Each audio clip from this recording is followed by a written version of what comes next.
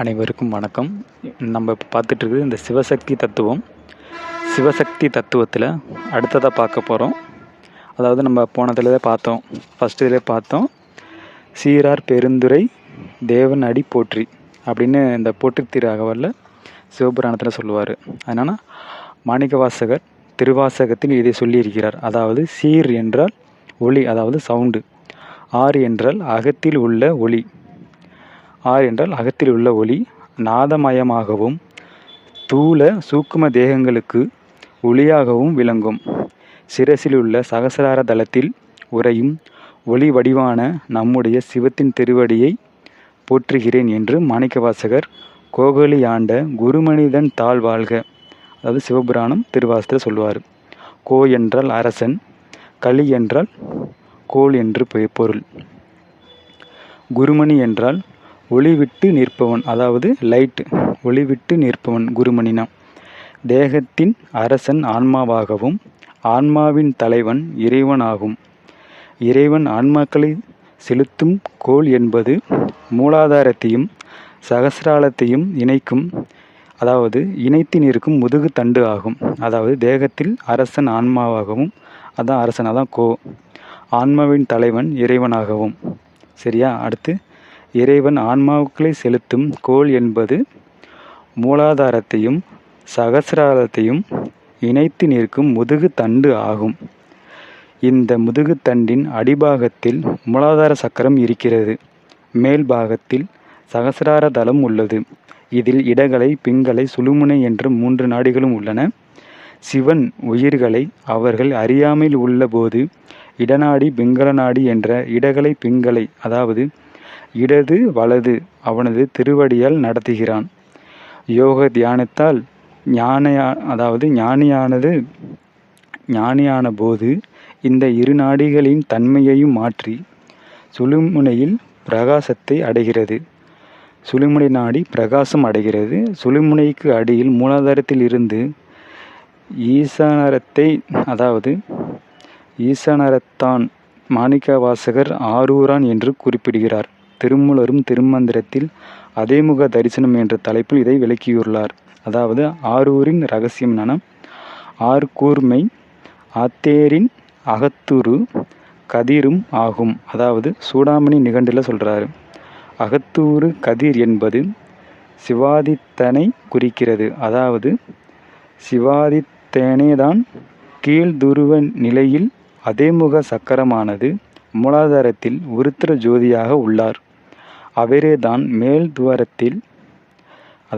துருவத்தில், அதாவது சகசிராலயத்தில் ஈசனாகி இருக்கிறான். அதாவது அகத்துரு கதிர் என்பது சிவாதித்தனை குறிக்கும். சிவாதித்தனே அவன்தான் கீழ்துருவ நிலையில் அதேமுக சக்கரத்தில் மூலாதாரமாக, அதாவது உருத்திர ஜோதியாக இருக்கார்.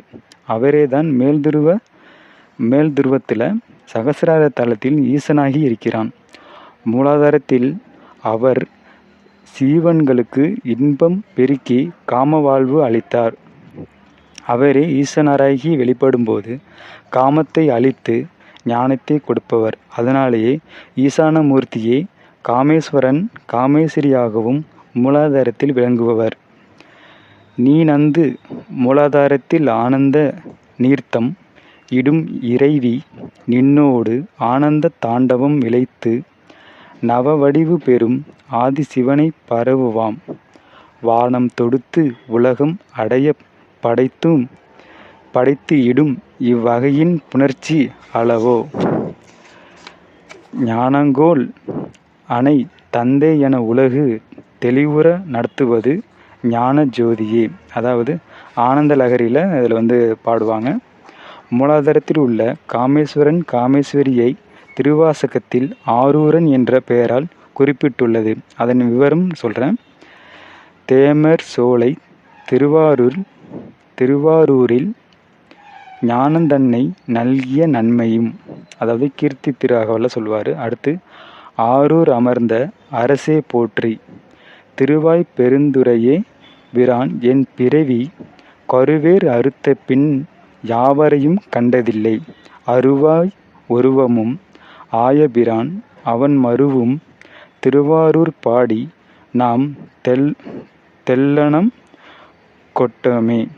அடுத்து பூங்கமலத் தயனொடு மால் அறியாத நெறியானே கோங்கலர் சேர் குவிமுலையால் கூர வெந்நீராடி ஓங்குயில் சூழ் திருவாருள் உடையானே அடியேன் நின் பூங்கழல்கள் அவையல்லா தேவையாது புகழேனே.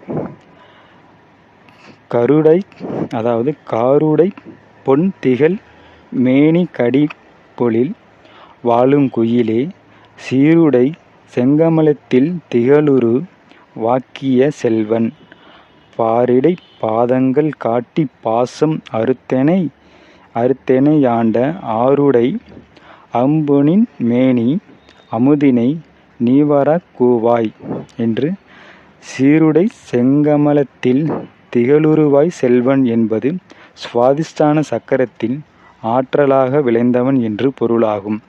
பாரிடை பாதங்கள் என்பது அங்குள்ள இடநாடி பிங்கள நாடி ஆகும். ஆருடை பொன்மேனி என்பது மூலாதார சக்கரத்தில் பொன்னொளியில் விளங்குபவன் என்பது இதன் பொருளாகும்.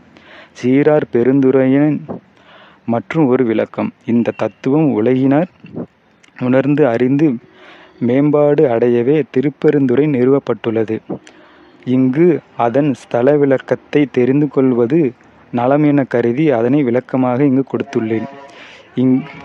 இதில் நம்ம அடுத்த ஒரு தலைப்பாக பார்ப்போம். மீண்டும் அடுத்த ஒரு தலைப்பில் சந்திப்போம். நன்றி, வணக்கம்.